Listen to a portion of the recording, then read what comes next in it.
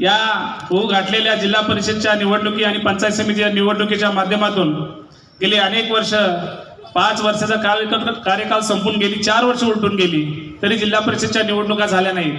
आणि अखेर या 2025-26 मध्ये या इलेक्शन शासनाने घेतल्या.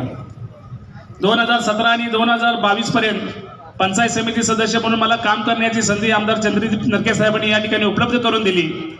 आणि या संधीचं सोनं करत मी फक्त वडंगे पंचायत समिती पुरता मर्याद न राहता साहेबांच्या बरोबर कुपेरे पंचायत समिती देखील या ठिकाणी मी संपर्क ठेवला.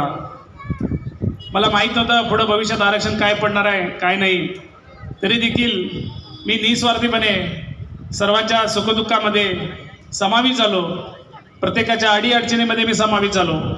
प्रत्येकाच्या अडीअडचणी जाणून घेण्यामध्ये मी यशस्वी झालो.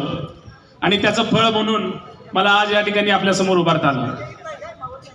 खरोखर कार्यकर्ता घडवण्याचं काम जर खरं कोण करत असेल तर मी चंद्रदीप नरके साहेबांचं या ठिकाणी नाव घेतो.